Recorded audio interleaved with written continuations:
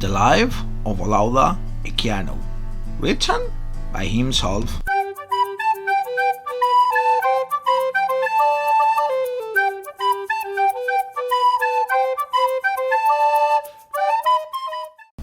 Olaudah Equiano was born in 1745, and he was kidnapped at the age of 11 with a horrendous Middle Passage, while being shipped to Barbados by British slavers. These British slavers brought him to Virginia, where he was sold to a British naval officer. Traveling wildly with his master, he became a worthy seaman in his own right, participating in major naval battles during French and Indian wars. After more than a decade of enslavement, Equiano earned enough money to buy his freedom and settle in England. There, in England, he became a central figure to the British abolitionist movement, initiated by the Quakers, whose stand against the slave trade dated back to 1671. He published his own autobiography in London in 1789, when he was 44 years old. This book, The Life of Olaudah Equiano, opens with a description of Equiano's native African culture. Much of Equiano's time in slavery was spent serving the captains of slave ships and British Navy vessels. Equiano traveled extensively, visiting England, Holland, Scotland, Gibraltar, etc., serving merchant masters. Equiano's journey begins when he is kidnapped from his village with his sister.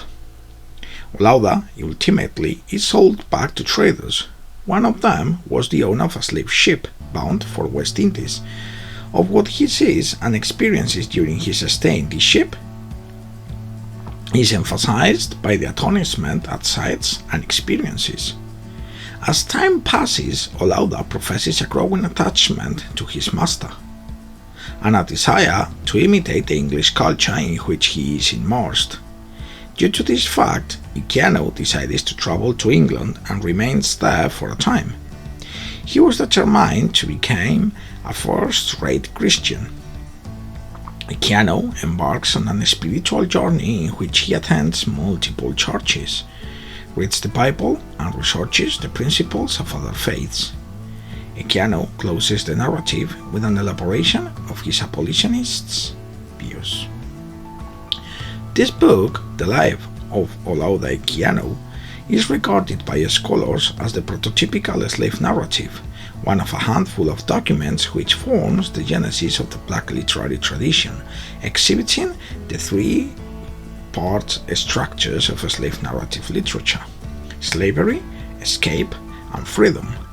Equiano's story is unique in its conclusion of vivid descriptions of African culture and society before the wrenching of the white man and the slave trade. At the same time, Equiano does not blind himself to the corruption of those of his countrymen who were hurriedly the promise of riches from the trafficking in slaves.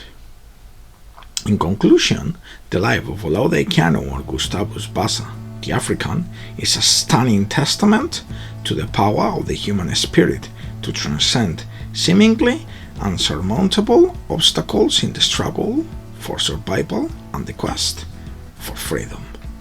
Thanks for watching.